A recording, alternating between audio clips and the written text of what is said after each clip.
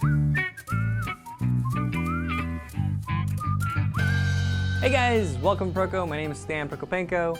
My last video on the top 5 shading mistakes was really well received, so I'm back with another top 5 drawing mistakes. Shading is part of drawing, but I'm excluding that from this video because I already covered that. So watch and see if you're making any of these mistakes. Statistically, you probably are, but it's all good. Learning from your mistakes is what makes you a better artist. Before we jump in, I want to quickly mention that I'm working on a drawing basics course.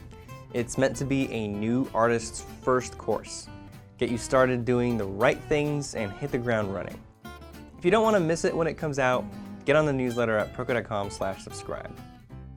So here are 5 drawing mistakes you're probably making and how to fix them. Number 5, no continuity. When I say there's no continuity, I'm talking about stuff like the edge of a table that changes levels every time it disappears behind an object, the limbs that don't line up, the hilt of a sword that changes angles or thickness as it comes out of a hand, stuff like that. This mistake can be fixed by using your artistic superpower. X-ray vision! I'm talking about drawing through your forms. Use light lines to draw through objects to make sure everything is the right size and in the right place. Maybe some of this information and some of these lines won't make it to the final drawing, but as the creator of this world, you need to understand more than you show. Starting the drawing with X-ray vision allows you to define those things that are behind other things and not lose continuity. Number 4, avoiding weaknesses. The next mistake is avoiding drawing things because you don't know how to draw them. Everyone's done this at least once, me included. It looks like this. Can't draw hands? Put them in pockets. Or gloves. Or just crop them out. Can't draw feet? Isn't that why they invented shoes? I'll just make this grassy patch a little taller. I know some landscape artists that paint only landscapes because they're not good at painting people. These are professional landscape painters. They show and sell their work in galleries. There's nothing wrong with landscapes. They're beautiful. But personally, I would feel very limited if I always had to remove people from my landscape paintings. Or only paint them from the back. Imagine James Gurney's paintings without people or animals. They would be so much more lonely. Still beautiful, but aren't you glad that James learned how to paint anything he wanted? Don't you want to be able to paint anything you want? Avoiding your weaknesses becomes a pattern, a habit. You can get away with this for a while, but really you're just stumping your own growth. Why limit yourself? And artist to artist, it's super obvious what you're doing. Yeah, I see you. Instead, face them head on. Be determined to make your weaknesses into your strengths. And be confident enough in yourself to believe that you can turn your weaknesses into strengths. A great man once said, You're not defined by your problems, but by your response to them. Number 3, messy lines. I make my own share of messy drawings. Messy lines are fun. Making messy lines frees you up from not making any lines at all for fear of making them messy. So go ahead, have fun, make a mess. But don't call it mastery. Masters get wild by choice, not by lack of skill. And please don't call it your style. That's my style. A lack of skill is an embarrassing style. Let's look at an example of a messy drawing. Too many lines make this drawing unclear. Drawing is communication, and unclear drawing is just muttering. If you need 6 lines to indicate the contour of an object, is it because you just love that 6-line look? Or because you don't know which line is right? Or because you were rushing or nervous?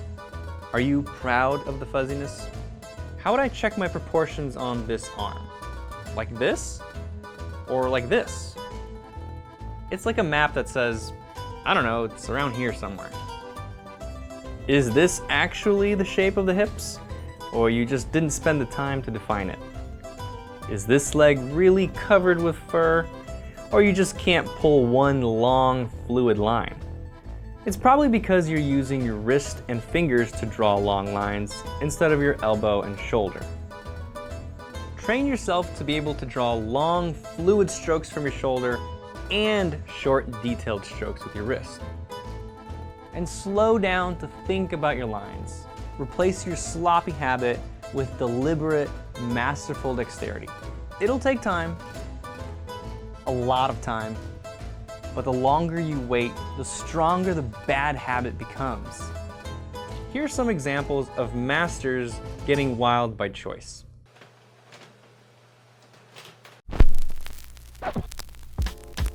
Nicolai Fechin, Harry Carmean, Heinrich Klei, Joseph Clement Coll, Daumier, and Rembrandt. Their lines look messy, but it works. Why?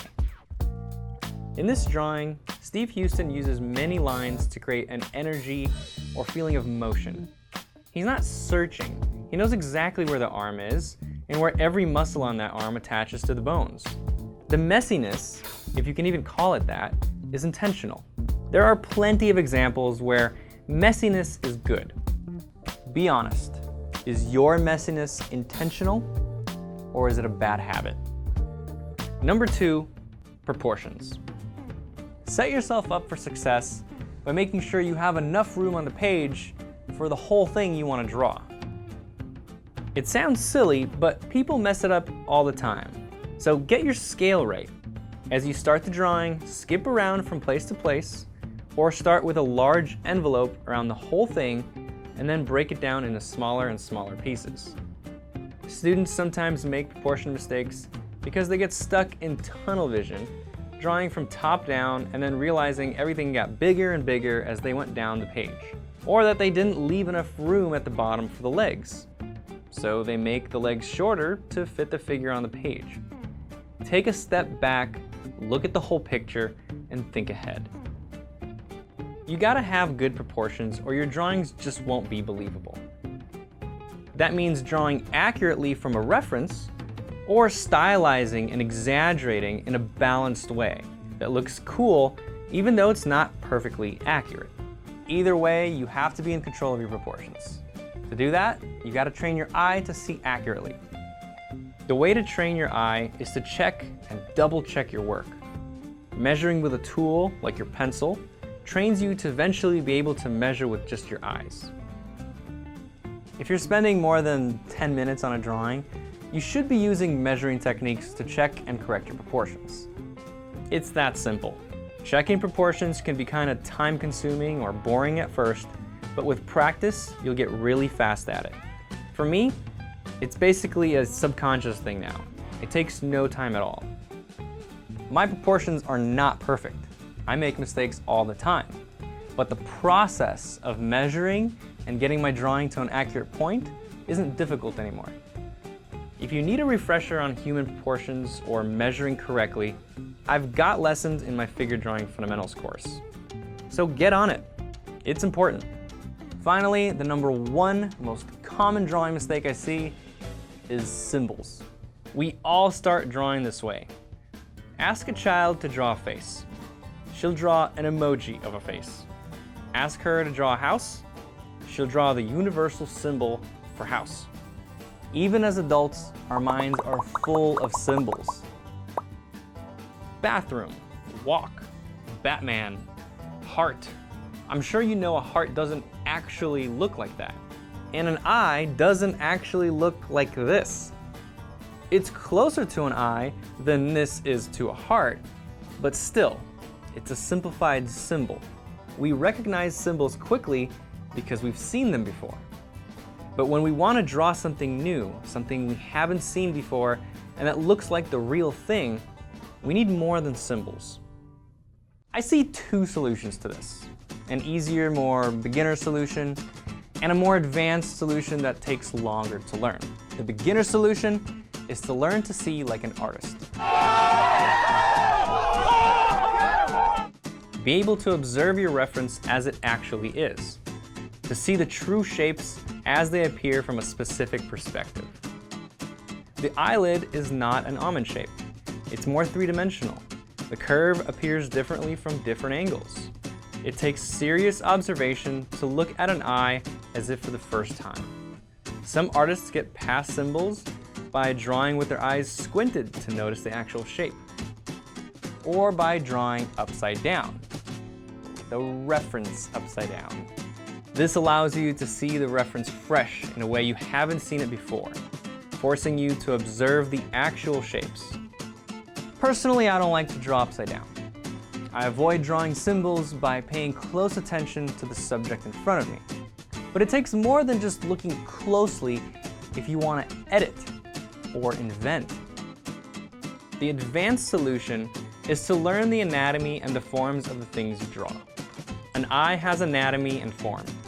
The lid wraps around the eyeball, opens and closes on it, and this cornea creates an extra bulge. The lids have thickness, revealed by their top and bottom planes. That's anatomy. That's form. To observe, trust your eyes. Draw what you see, not what you think you see. To understand what you see, learn anatomy, and you'll see more than what meets the eye. More than meets the eye. To invent, learn the forms from their varying angles. That way, you can draw what you see in your imagination. But what about cartoons? Is it wrong to simplify and draw symbols in a cartoon? No. Cartoons are not real. They are simplified animated symbols. Unless you're thinking of a cartoon like this, these are not symbols. They're a lot closer to reality. Intent is important. If you're going for realism, avoid symbols. If you're trying to draw a realistic portrait and you're popping Egyptian hieroglyphics for facial features, I will find you, and I will teach you how to draw. And that's it. Did any of them feel a little too familiar? Let me know in the comments, which of these mistakes do you make? Again, if you want to participate in the Drawing Basics course, make sure you're subscribed. And if you have a second, do me a favor. If you have any friends or classmates that make some of these mistakes, save them. Tell them about this video.